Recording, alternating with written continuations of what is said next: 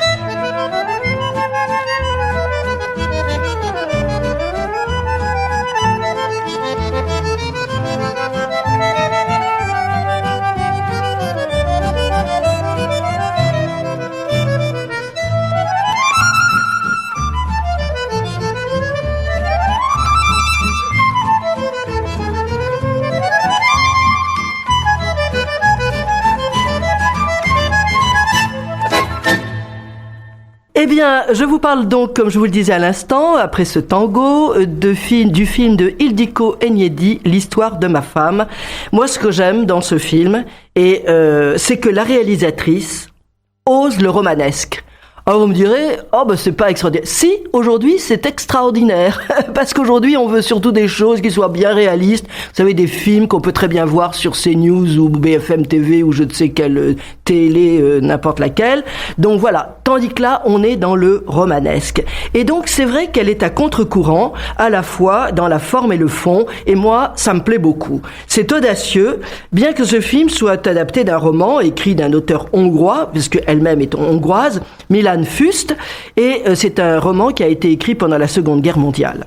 Alors ce film est à contre-courant parce qu'il met en valeur des rapports entre hommes et femmes, très complexes, ça on le sait, mais c'est une relation amoureuse qui est l'exemple précis d'un mariage où le pire et le meilleur existent, mais j'ai envie de dire qu'en réalité c'est pas le mariage, c'est l'amour qui est pour le pire et pour le meilleur. Donc ici, vous avez un homme qui est capitaine au long cours, une force de la nature, qui brave les éléments, la mer, le ciel, qui les comprend, qui sait les diriger, Jacob, et qui, dans sa vie privée, a on peut dire, une sensibilité féminine très intuitive.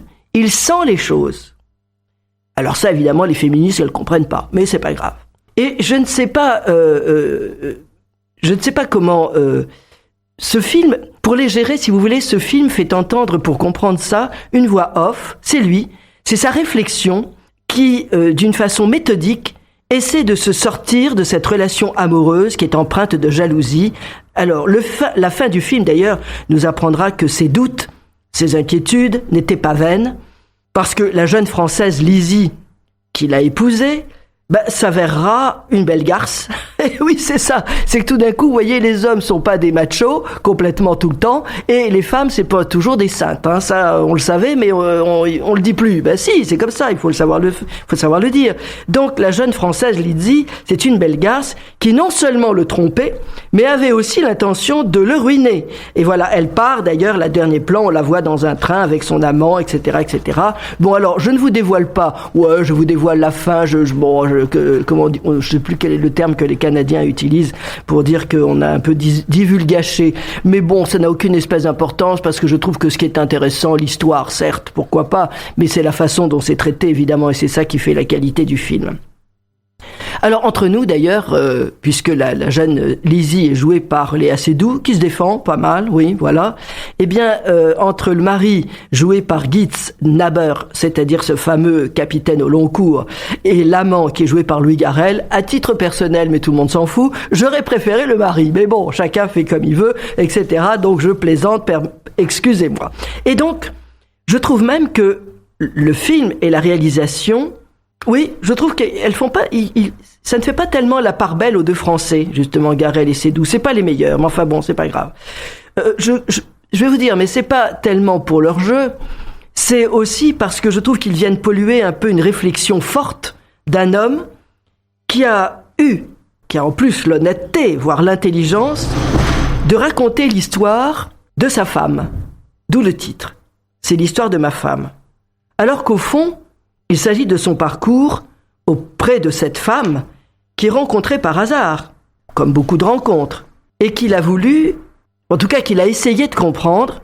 Il l'a rencontrée par hasard parce qu'il a fait un pari avec sa amie. Il a dit, écoutez, il faudrait que je me marie, donc je vais épouser la première femme qui rentrera dans le bistrot. Alors, arrive tout d'un coup, la porte est ouverte, il y a quelqu'un qui se pointe, c'est une dame déjà d'un certain âge, mais... Par chance, elle n'entre pas dans le bistrot. Et la seconde qui entre, évidemment, c'est Léa Seydoux, Lizzie, qu'il va donc épouser. Et donc, je pense que cette histoire, l'histoire de ma femme, au fond, elle raconte surtout sa propre histoire à ce capitaine. Et il s'appelle, je ne sais plus son nom, peu importe, et qui raconte un peu comment il a vécu cette aventure.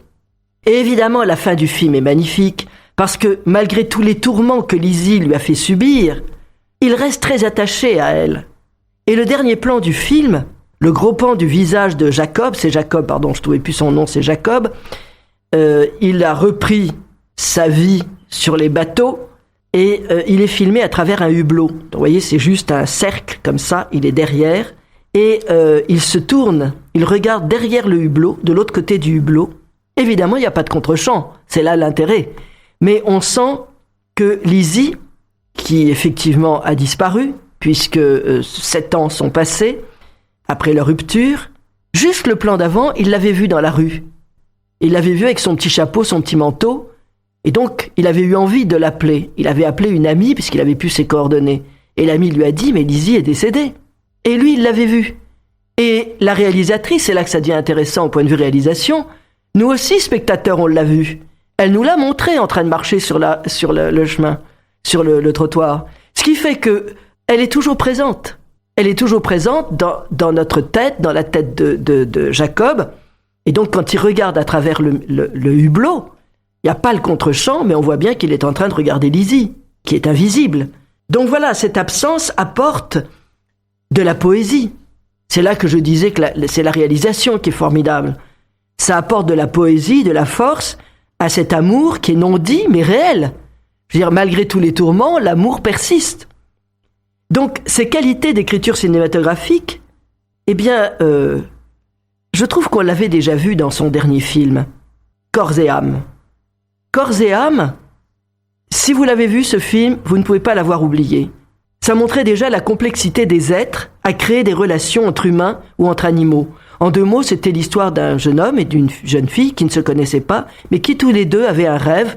Lui, il se voyait en cerf, et elle en biche. Eh bien, effectivement, à un moment, ils vont se rencontrer, et donc il y aura cette espèce de passage continuel dans la forêt avec les mêmes rencontres entre un cerf et une biche. Et alors, c'était des images d'une grande beauté avec des rêves que font en commun donc ces deux personnages, cet homme et une femme, donc cerf et biche.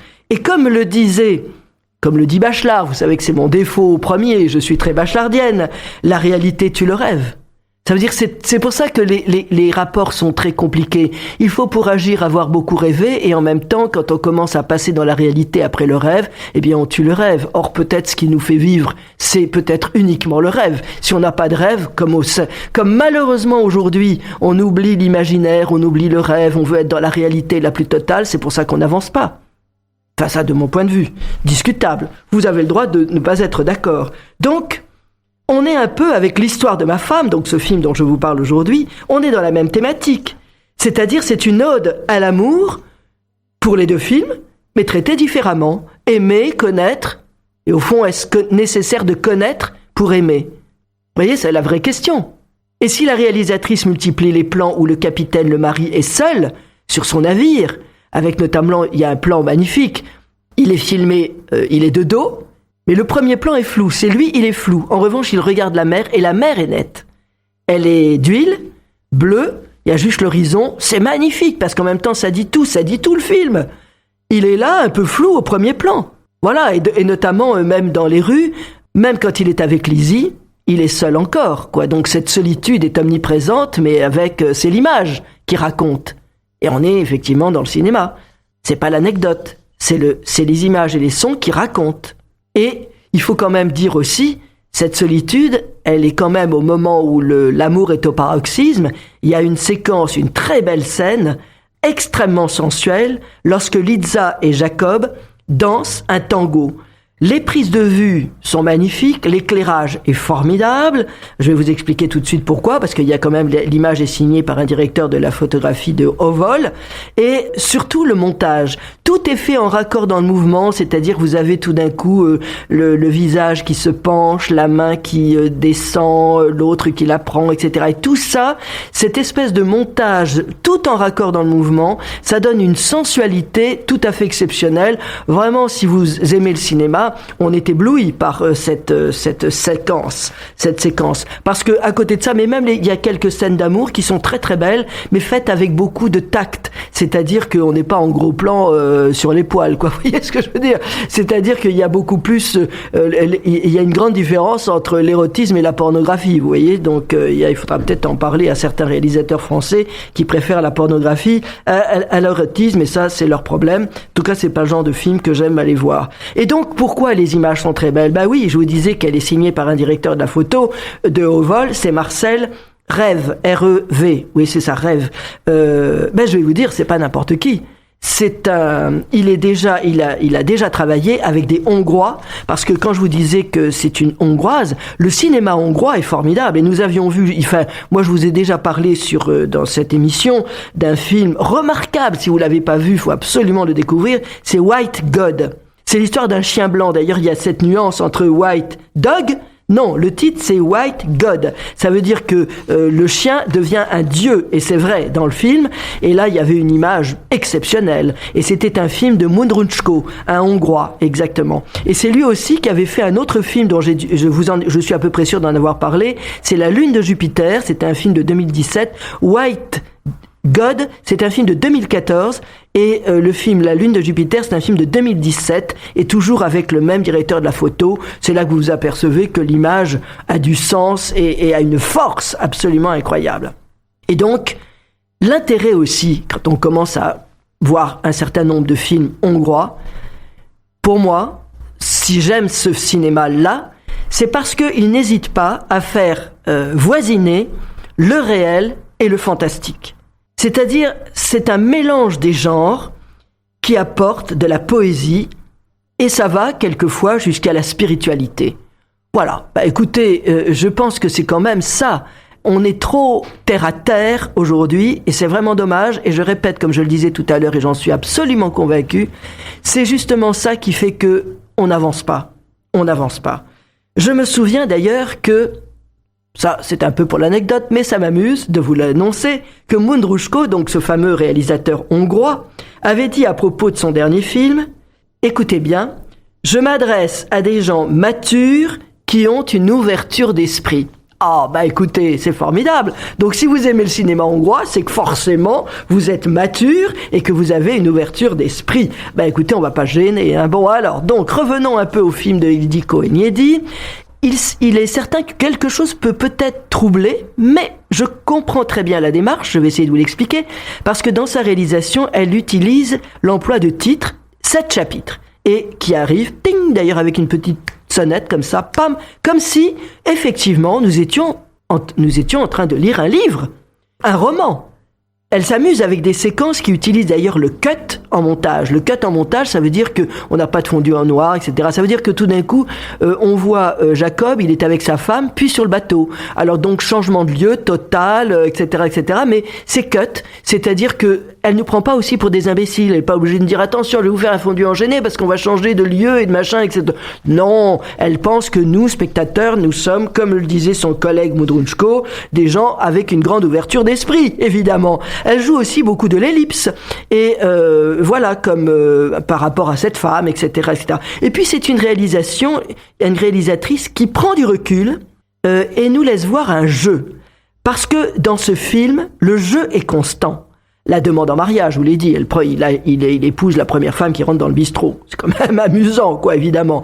À un moment, elle est en robe de mariée, et donc là, ils sont en train de se marier, et donc le soir, eh bien, ils décident de faire un poker. Mais le poker du marin, vous savez, c'est-à-dire quand on perd, on enlève un vêtement, vous voyez, donc c'est très drôle, c'est très amusant, c'est charmant, voilà, et en revanche, bien évidemment, on s'aperçoit qu'à la fin, lui est tout nu, et elle est toujours très habillée, parce qu'elle a pris soin, quand même, au démarrage, de rajouter des gants, un chapeau, vous voyez, plein de petites bricoles qu'elle pouvait enlever, et donc elle restait habillée tandis que lui est de se retrouver tout nu, déculotté évidemment, ce qui est quand même tout à fait très drôle. Et donc c'est un film qui montre bien aussi qu'on ne sort pas indemne de l'amour et qu'il faut se réjouir que de tels films puissent encore exister. Donc inutile de vous dire, vous l'avez compris, je vous recommande très très très chaudement ce film. C'est un vrai bonheur. On est là pendant 3 heures ailleurs, et quelle merveille, surtout aujourd'hui où quand même l'actualité est quand même plutôt sombre. On écoute tout de suite la bande-annonce.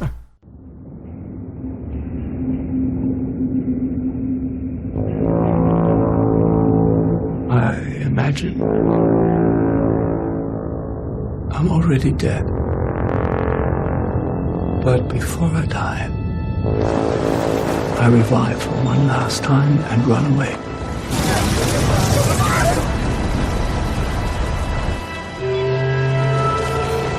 I've decided to get married. Aren't you afraid? I could marry the first woman who comes in through that door.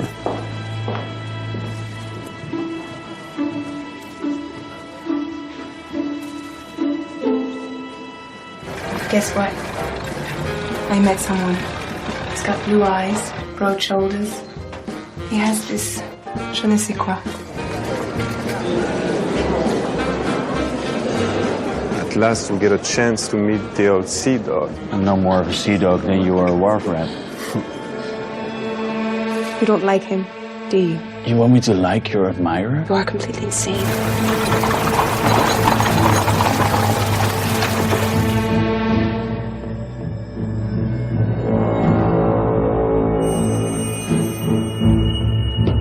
I simply would like to know what she does all day. And do you really want to know? Sometimes it is better not to.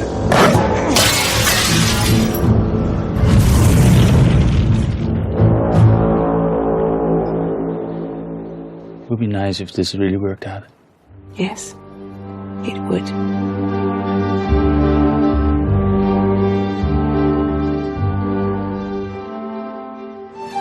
It's useless to wait for life to accommodate you.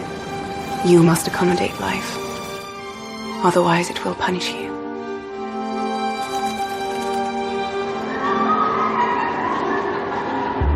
And isn't that what life is all about? Receiving one reprieve after another.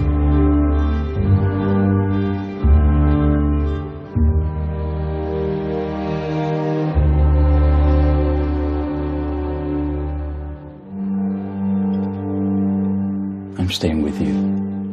If that's what you think. Voilà, bah écoutez, allez voir ce film et merci à Pierre-Jean qui était aux manettes. Et puis à la semaine prochaine.